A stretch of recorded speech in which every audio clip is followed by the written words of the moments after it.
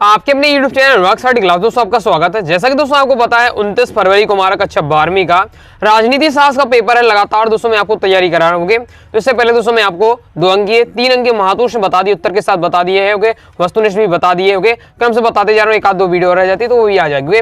तो क्रम से दोस्तों आप वीडियो देखना चाहते हैं तो अलग से प्लेलिस्ट बना दिए, class 12 political science important question 2024 के नाम से प्लेलिस्ट है। तो प्लेलिस्ट पर जाकर के क्रम से वीडियो देखकर तैयारी करते जाइए। आज इस वीडियो में हम 4 अंकीय महत्वपूर्ण से देखेंगे, तो वीडियो ध्यान से अंदर देखिएगा। जो क्वेश्चन बताऊं सभी तैयार कर लीजिएगा, समय रहता तो और भी आप तैयारी करते जाइए। तो पहले आपको तैयार करना है दक्षिण एशियाई देशों की राजनीतिक स्थिति को समझकर लिखिए। तो ये आपका दिया है दक्षिण एशियाई देश की राजनीतिक स्थिति आपको किस प्रकार से है वो आपको बताना है। एक एक आपको देश पकड़ने, उसके बारे में आपको 2-2 3-4 लाइन में आपको बतानी है। इस प्रकार से आपका दिया हुआ है कि दक्षिण एशिया के विभिन्न देशों की राजनीतिक प्रणाली नहीं है। अनेक समस्याओं और सीमाओं के बावजूद भारत और श्रीलंका में ब्रिटिश से आजाद होने के बाद लोकतांत्रिक व्यवस्था सफलतापूर्वक कायम है। एक राष्ट्र के रूप में भारत हमेशा लोकतांत्रिक रहा है, यही बात श्रीलंका पर लागू होती है। पाकिस्तान और बांग्लादेश लोकतांत्रिक और सैनिक दोनों तरह के नेताओं का शासन रहा है। शीत युद्ध के बाद 2 सालों में बांग्लादेश में लोकतंत्र कायम रहा।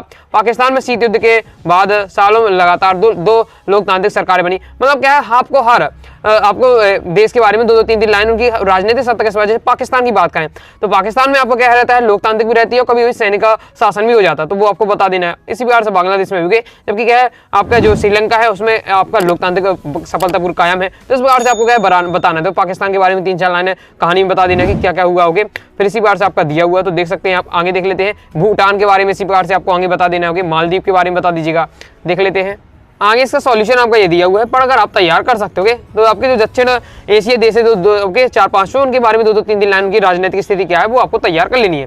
नेक्स्ट दोस्तों आपको तैयार करना है भारत और पाकिस्तान के बीच हुए कोई 2 समझौते बताते हुए पाकिस्तान में लोकतंत्र को कमजोर करने वाले कारण लिखिए। पाकिस्तान में क्या है, लोकतंत्र कमजोर है। और हाँ क्या है, अक्सर क्या है सैनिक तंत्र लगता रहता है। क्या रीजन है तो लोकतंत्र क्यों कमजोर है वो बताना है। साथ ही भारत और पाकिस्तान के बीच समझौते कोई 2 आपको बताने होंगे। तो पहले समझौते देखिए 2 ये समझौते बताए गए हैं। फिर इसके बाद दोस्तों क्या है, पाकिस्तान में लोकतंत्र को कमजोर करने वाले कारण दिए हुए पॉइंट बाय पॉइंट दोस्तों आपको तैयार कर लीजिएगा। ये आपके दिए हुए अच्छे से तैयार कर लीजिएगा, पढ़ते जाइएगा।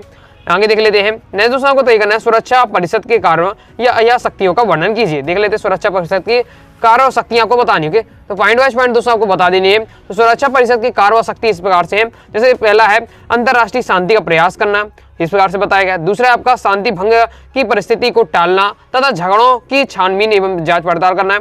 जब भी दोस्तों आप किसी भी क्वेश्चन का आंसर का याद करना, चाहे वो 3 नंबर या 4 नंबर वाला हो, पॉइंट में अगर उसका आप आंसर दे रहे हैं, जिसका अपन पॉइंट में इसके शक्तियां कार्य बता रहे होगे, तो आपको क्या करना है। सबसे पहले दोस्तों आप क्या है, जैसे 4 नंबर का 4 हेडिंग तो आप तैयार करेंगे ही, तो चारों का हेडिंग जो है उन्हें अच्छे से याद कर लीजिएगा। बार बार कॉपी में नोट कर लीजिएगा। जब आपको लगे मैंने हेडिंग याद कर ली है, फिर उसके बारे में क्या है, हेडिंग के बारे के अंदर 2-2 3-3 लाइन बार पढ़ लीजिएगा। ये हो जाता है, तो देख लीजिए याद कर लीजिएगा। क्योंकि अक्सर स्टूडेंट क्या करते हैं, पूरा क्रम से पढ़ते जाएंगे, पेपर में क्या हेडिंग ही भूल जाती है। हेडिंग भूल जाएंगे तो अंदर का डिटेल फिर क्या याद आएगा। तो इसलिए हेडिंग पहले याद रखिए, फिर उनके बारे में 2-2 3-3 लाइन पढ़ लीजिए। तो ये आपका दूसरा हमारा है शांति भंग की परिस्थिति को टालना और तथा झगड़ों की छानबीन एवं जांच पड़ताल करना। तीसरा कार्य होता है सुरक्षा परिषद का किश्वार निर्णयों का क्रियान्वयन। चौथा है कार्य योजना बनाना। तो ये 4 कार्य बताए गए हैं सुरक्षा परिषद के, याद कर लीजिएगा, इंपॉर्टेंट है। आगे दोस्तों आपको नेक्स्ट ये करना है संयुक्त राष्ट्र संघ में भारत के योगदान को लिखिए। संयुक्त राष्ट्र संघ में भारत के क्या योगदान है वो आपको बताना है, कोई 4। तो ये पॉइंट वाइज पॉइंट समझा गया है। जैसे पहला योगदान है कि अंतरराष्ट्रीय शांति व सुरक्षा को बढ़ाने में योगदान। दूसरा है रंग भेद की नीति का विरुद्ध संघर्ष। तीसरा है निःशस्त्रीकरण के लिए प्रयास। तैयार कर लीजिए, स्क्रीनशॉट भी ले लीजिए याद करने के लिए। आगे देख लेते हैं। चौथा पॉइंट है मानव अधिकारों की रक्षा। इस प्रकार से आपका दिया हुआ है। आगे दोस्तों हमारा नेक्स्ट क्वेश्चन है भारत की विदेश नीति के प्रमुख सिद्धांत कौन कौन से हैं। भारत की विदेश नीति के आपको सिद्धांत पूछे जा रहे हैं। तो देख लेते हैं। पहला भारत की विदेश नीति का सिद्धांत है गुटनिरपेक्षता की नीति। दूसरा है सहअस्तित्व अथवा या पंचशील। तीसरा है रंग भेद की नीति का विरोध। चौथा है सशक्तिकरण का विरोध तथा निःशस्त्रीकरण का समर्थन। तो ये 4 पॉइंट आपको बताए गए हैं भारत की विदेश नीति के सिद्धांत। तैयार कर लीजिए चारों के पॉइंट। तो ये आपके दिए हुए और बिल्कुल आसान है। पहले हेडिंग याद कर लीजिए, उनके बारे में 2-2 लाइन तैयार कर लीजिए, हो जाता कंप्लीट आसानी से। नेक्स्ट देख लेते हैं। नेक्स्ट है भारत द्वारा गुटनिरपेक्षता की नीति को अपनाने के कारणों को लिखिए। भारत ने क्या गुटनिरपेक्षता की नीति को अपनाया, तो उसके क्या कारण है कि भारत ने गुटनिरपेक्षता की नीति को ही अपनाया। पॉइंट वाइज पॉइंट दिया हुआ है, आपका पहला पॉइंट है जैसे कि भारत स्वतंत्र होने के पश्चात दो शक्तियों के बीच मुहर्रम नहीं बनना चाहता था। ओके, तो जैसे आपको पता है आपकी दो शक्तियां थी, सोवियत संघ वाली एक शक्ति हो जाती है, अमेरिका वाली शक्ति, तो किसी के साथ एक के साथ जाना पड़ेगा। लेकिन भारत ने कहा हम किसी के साथ नहीं जाएंगे, हम भैया अलग रहेंगे, दोनों साइड के रहेंगे, तो उसे कहते हैं गुटनिरपेक्षता। ओके, तो भारत ने क्या है स्वतंत्र होने के पश्चात दो शक्तियों के बीच जो है उनका मुहर्रम नहीं बनना चाहता था, इसलिए क्योंकि वह जिस गुट में सम्मिलित हो जाता वह मित्र होता और दूसरा हमारा शत्रु हो जाता। ओके, इसलिए क्या है भैया हम किसी से दोनों से भैया हमारा अच्छा व्यवहार है, किसी से हमें साथ नहीं मिल रहा। ओके, तो ये बता गया, इसलिए क्या है भारत ने गुटनिरपेक्षता की नीति अपनाई। साथ ही भारत को अपनी स्वतंत्रता व सर्वोच्चता को अक्षुण्ण बनाए रखने के लिए गुटनिरपेक्षता की आवश्यकता थी। ओके, क्योंकि भारत का उस समय स्वतंत्र हुआ था। ओके, तो स्वतंत्र की स्थिति जब देश हुआ, स्वतंत्र हुआ, तो इसलिए भारत ने ऐसा किया। ओके, नेक्स्ट देख लेते हैं। नेक्स्ट इस प्रकार से है कि भारत अपनी विदेश नीति को प्रभावित नहीं करना चाहता था, अपने राष्ट्रीय हित से में दूसरों के संबंध बनाने व तोड़ने के लिए स्वच्छंद रहना चाहता था। ये हो जाता है। ओके, अगर आप किसी के शामिल हो जाते हैं तो फिर आपको उसी की बात माननी पड़ती है। अगर हम क्या अमेरिका के साथ जाते हैं तो अमेरिका जैसा कहता है वैसी बात माननी पड़ती है,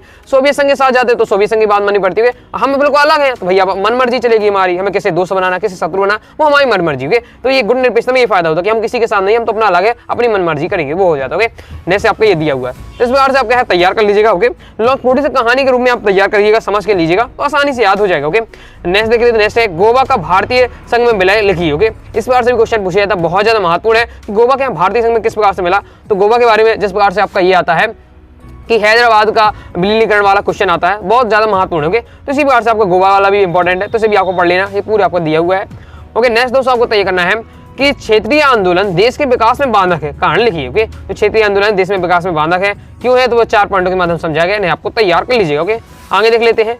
ओके, आगे दोस्तों हमारा नेक्स्ट क्वेश्चन है नेपाल में लोकतंत्र की स्थापना पर अपने विचार दीजिए। नेपाल में क्या है लोकतंत्र के बारे में आपको बताना है, मतलब नेपाल की पूरी राजनीतिक व्यवस्था आपको बतानी है, तो इस प्रकार से आपका दिया हुआ। ओके, तो ये आपको तैयार कर लेनी है, ये पूरी आपको दिया हुआ। ओके, अभी इसमें केवल नेपाल के बारे में पूछा गया था, उसमें अभी दक्षिण एशियाई देशों के बारे में पूछा गया था, तो दक्षिण एशिया में 4-5 देश आ जाते हैं, तो आपके 2-2 लाइन आपको बतानी राजनीतिक व्यवस्था। ओके, लोकतंत्र सबके बारे में बताना था थोड़ा। ओके, इसमें हम नेपाल के बारे में पूछे तो आपको थोड़ा नेपाल के बारे में आपको डिटेल से बताना पड़ेगा। नेक्स्ट हमारा क्वेश्चन है भारत बांग्लादेश देश के बीच सहयोग और असहयोग के मसलों के बारे में लिखिए। ओके, देख लेते हैं, तो ये दिया हुआ है भारत और बांग्लादेश के बीच सहयोग के मुद्दे, इस पॉइंट वाइज पॉइंट आपका दिया हुआ है, 2 पॉइंट के माध्यम समझा दिए गए सहयोग के क्या मुद्दे हैं और भारत और बांग्लादेश के बीच असहयोग के क्या मुद्दे हैं वो बताए गए हैं। ओके, तैयार कर लीजिएगा। नेक्स्ट हमारा संयुक्त राष्ट्र संघ को और अधिक प्रासंगिक बनाने के लिए कौन से कदम उठाने का निर्णय लिया गया और इन्हें स्पष्ट कीजिए। तो कौन कौन से निर्णय लिए ये आपको बताया गया है, पॉइंट वाइज पॉइंट तैयार कर लीजिए। बहुत सारे क्वेश्चन ऐसे होते हैं कि अगर आपको एक बार पढ़ लेते तो आपको समझ में आ जाता है। अगर आपने पढ़ लिया पेपर में आ जाता तो आपको उसमें बारे में लिखी आएंगे गारंटी के साथ। ओके, बिल्कुल नहीं पढ़ा वो आ जाता तो फिर आपको दिक्कत हो जाती है। नेक्स्ट है सुरक्षा परिषद में भारत की स्थायी सदस्यता के पक्ष में तर्क दीजिए। तो सुरक्षा परिषद में भारत का स्थायी सदस्य नहीं अस्थायी रहता है, तो स्थायी सदस्य बनने के लिए क्या तर्क होना चाहिए कि भारत स्थायी सदस्य अगर बनाया जाता तो क्यों बनाया जाएगा भारत को। तो देख लेते हैं कि भारत और वो दावेदार है स्थायी सदस्य बनने का, सुरक्षा परिषद में दावेदार है, तो उसकी दावेदारी के क्या कारण हो सकते हैं। तो ये आपके पॉइंट वाइज पॉइंट बताए गए हैं। ओके, तो ये आपकी पॉइंट वाइज पॉइंट समझा गया है, पढ़ते ही आपको समझ में आ जाए, पढ़ लीजिए पॉइंट वाइज पॉइंट, पहला दूसरा ये तीसरा ये चौथा आपके पॉइंट दिए हुए। ओके, नेक्स्ट हमारा भारत की परमाणु नीति शांति के लिए है, इसके पक्ष में क्या तर्क दीजिए। देख लेते हैं, ये आपका दिया, ये भी इंपॉर्टेंट है कि भारत की परमाणु नीति के बारे में पूछे, ये इस प्रकार से है कि भारत की परमाणु नीति शांति पूर्ण है, क्यों है, तो उसके बारे में आपको ये बता देना, ये पूरा दिया हुआ। मतलब आप भारत की परमाणु नीति संबंधित क्वेश्चन आए तो आप इसे तैयार कर लीजिएगा, तो इसे आप लिख सकते हो। नेक्स्ट हमारा क्वेश्चन है भारत की विदेश नीति को प्रभावित करने वाले तत्वों को व्याख्या कीजिए। भारत की विदेश नीति से कौन कौन से कारक प्रभावित करते हैं इसे आपको पूछा जा रहा है। देख लेते हैं, तो देख लेते हैं पहला जैसे प्रभावित करता है, पहला प्रभावित करता है भौगोलिक तत्व के, ये आपको भौगोलिक तत्व के बारे में दिया हुआ है। दूसरा हमारा आर्थिक तत्व, आर्थिक तत्व के बारे में दिया है। तीसरा हमारा ऐतिहासिक तत्व, ऐतिहासिक तत्व के बारे में दिया है। ओके, चौथा है हमारा सैनिक तत्व के। इस प्रकार से हमारे 4 तत्वों के माध्यम से बताया गया कौन ये तत्व है भारत की विदेश नीति को प्रभावित करते हैं, इनके बारे में और पढ़ लीजिएगा। ओके, नेक्स्ट हमारा क्षेत्रीयता के प्रमुख कारण लिखिए। क्षेत्रीय के प्रमुख कारण क्या है, भौगोलिक स्थिति पहला कारण हो जाता है, आगे देख लेते हैं। आगे नेक्स्ट है कि ऐतिहासिक पृष्ठभूमि। ओके, फिर नेक्स्ट है विभिन्न संस्कृतियां, चौथा है आर्थिक परिस्थितियां। ओके, अगर दोस्तों आपको समझने में दिक्कत आ रही तो क्या है वीडियो को फुल क्वालिटी में देखिए तो आपको दिक्कत नहीं होगी।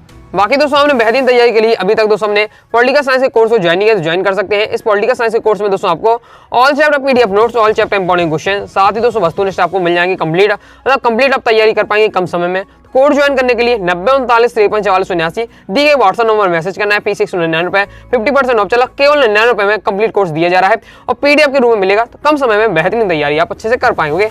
आगे देख लेते हैं, नेक्स्ट दोस्तों आपको तैयार करना है राष्ट्रीय अखंडता विकास के लिए आवश्यक है, समझाइए। जितने भी क्वेश्चन को याद करें, अगर इन्हें आप रट नहीं सकते, क्योंकि पता है इतना सारा डिटेल से रट थोड़ा ना पाएंगे, कि 2 नंबर वाले तो आप आराम से पढ़ते ही रट भी लेंगे, कोई सन वाला आ जाता, डेट वाला, उन्हें रटना पड़ता होगा। इनको आपको समझ कर लेना पड़ेगा, इनको समझ कर आपको लेना पड़ेगा। राष्ट्रीय अखंडता के बारे में आपको, भारत की राष्ट्रीय अखंडता के बारे में क्या क्या पता है वो आपको पूरा लिख के आपको बताना होगा। राष्ट्रीय के अंदर विकास के लिए आवश्यक है, तो विकास के लिए भारत का अगर विकास करना है तो राष्ट्रीय अखंडता आवश्यक है। राष्ट्रीय के अंदर मतलब सबका एकजुट होना आवश्यक है, ओके। तो उसके बारे में आपको बताना है, तो ये आपको पूरा समझाया गया है, पढ़िएगा, समझिएगा, ओके। कुछ आपको रटना ही है, कुछ बहुत सारे जब आप इसके पढ़ लेंगे, समझ लेंगे, अपने विकास, अपने माइंड का इसमें तर्क शक्ति बना लेंगे, तो फिर आपका पेपर में अच्छे से लिख पाएंगे। तो ये आपका पूरा दिया है, अच्छे से पढ़िएगा, समझिएगा। आगे देख लेते हैं। आगे दोस्तों हमारा नेक्स्ट क्वेश्चन है, दक्षिण एशिया के अपेक्षाकृत छोटे देशों के भारत के प्रति आशंका भरे व्यवहार के क्या कारण है, ओके। देख लेते हैं इसका रीजन क्या है।